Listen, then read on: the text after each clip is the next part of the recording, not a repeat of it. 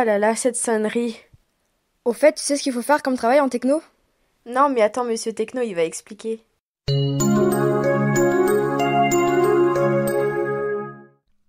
Bonjour à tous, je vais vous montrer comment gérer le porte-document dans le NT. Alors, on va aller déjà regarder dans mon PC. Voilà, j'ai ma clé USB dans laquelle j'ai des fichiers informatiques et je voudrais que ces fichiers informatiques soient mis dans le porte-document de l'ENT. Donc pour une certaine partie d'entre vous, c'est ce que vous avez déjà fait en techno dans les dernières séances juste avant qu'on soit confiné. Alors au passage, c'est mal rangé dans cette clé USB, c'est fait exprès, c'est pour vous montrer les possibilités que l'on peut avoir dans l'ENT pour supprimer et déplacer des... Ok, passons donc maintenant dans l'ENT. Une fois qu'on est dans l'ENT, on vérifie quand même sur le portail qu'on est bien sur le collège Émile Verlaine, ça évite les surprises. Ensuite, on va dans le menu qui s'appelle Service personnel à gauche et vous cliquez sur Porte-document. En fait, le porte-document, c'est comme si vous aviez une clé USB virtuelle qui est dans le cloud, précisément, et dans laquelle vous pouvez mettre les fichiers qui vous intéressent. Donc c'est une clé USB qui vous suit partout où vous avez votre connexion et là où vous êtes capable de vous connecter dans l'ENT. Alors, voici mon dossier personnel dans lequel j'ai déjà mis, pour les essais, des diapos que j'avais déjà réalisés. Alors, si je me place du point de vue de mon élève, qui voudrait réussir à placer tous ces fichiers qu'il a dans sa clé USB et réussir à les mettre dans son ENT, eh ben, l'élève en question va certainement se dire, tiens, je vais rajouter un dossier. Donc je vais rajouter un dossier qui va s'appeler ma clé USB. Comme ça, ce sera l'image de ce que je vais avoir dans la clé USB. J'ajoute ce dossier-là. Ah, petit problème. Le problème, c'est que la clé USB, elle a déjà été mise dans le dossier techno. Vous voyez, c'est décalé, ça veut donc dire que c'est dans le dossier techno. Si je cache le dossier techno, la clé USB disparaît. Alors, moi, ce que je voudrais, c'est que clé USB soit mise dans le dossier personnel. Comment faire ça? Tu sélectionnes clé USB. Ensuite, tu vas sur déplacer ici à droite. Et quand tu déplaces, tu vas dire je veux le mettre dans dossier personnel. Donc tu cliques sur dossier personnel et déplacer. Donc du coup, la clé USB, elle est désormais un petit peu plus haut que le dossier techno, elle est dans le dossier personnel.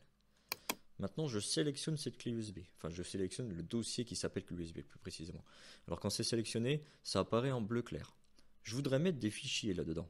Pour mettre un fichier qui est dans ma clé USB, je vais cliquer sur ajouter un fichier. Alors attention, on a certaines limites quand même pour tout ce qu'on veut télécharger.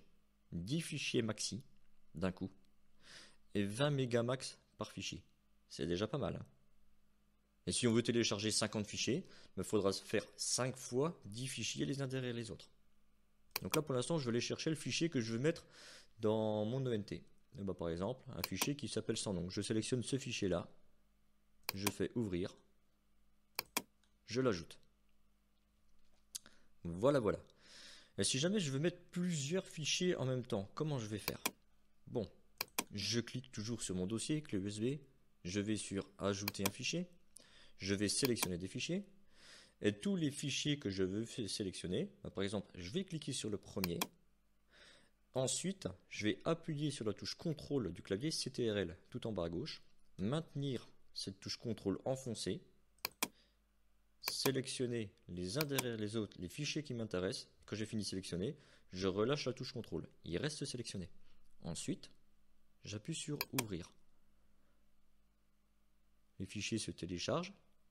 Une fois que tout est bon, on ajoute. Donc du coup, maintenant, dans mon dossier qui s'appelle clé USB, je retrouve les fichiers informatiques qui étaient dans ma clé physique sur mon ordinateur. Maintenant, dans ma clé physique, j'ai un dossier qui s'appelle Images. Je voudrais réussir à le faire dans mon porte-document. Là encore, je clique sur clé USB et je fais ajouter un dossier. Et je l'appelle Images.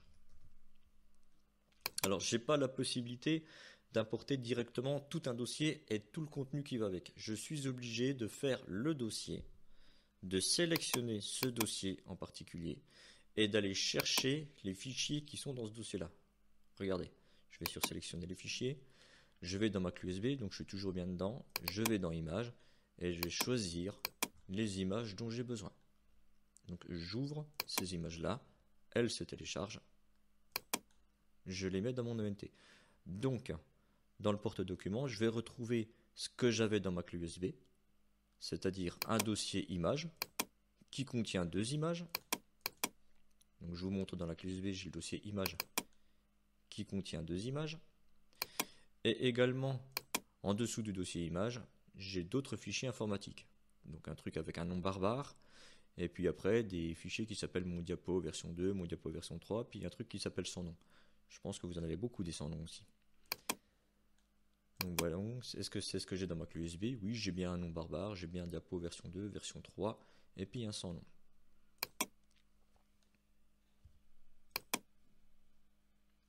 Voilà comment on fait pour mettre des fichiers. Alors une autre chose, si jamais vous supprimez un dossier, par exemple comme le dossier image qui est là, si jamais vous le supprimez, il va supprimer non seulement le dossier image, mais les images qu'il y a dedans. Voilà, tout a disparu. Donc faites bien attention quand vous supprimez des dossiers à ne pas faire de fausses manips. Maintenant, comment ça peut marcher pour récupérer ces fichiers-là puis les avoir sur l'ordinateur?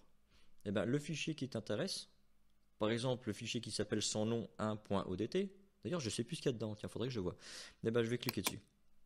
Et ce fichier-là, on va me proposer de le télécharger. Donc je le télécharge. Je le vois ici en bas à gauche dans mon écran. Théoriquement, si je me suis bien débrouillé, dans mon ordinateur, dans le dossier téléchargement, je vais trouver le fichier sans nom. Bah oui, c'est celui que je viens de télécharger. Je le récupère, je l'ouvre, et je vais regarder ce qu'il y a dedans. Ah oui, d'accord. Ok, c'était mon fichier qui s'appelait mon week-end de Pâques. Donc, d'où l'intérêt encore de nommer correctement ces fichiers. Parce que tant qu'on a des sans nom 1, sans nom 2, sans nom 3, ça va devenir un petit peu pénible. Donc faites bien attention, avant d'envoyer quoi que ce soit dans l'ENT, essayez s'il vous plaît de ranger correctement vos fichiers et vos dossiers pour que ça soit clair. Donc voilà comment on fonctionne avec les dossiers et les fichiers dans le porte-document de l'ENT. Voilà, bon courage et à bientôt.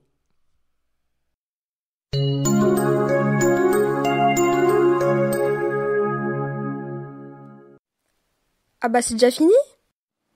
Eh oui, c'est tout pour le moment. À bientôt.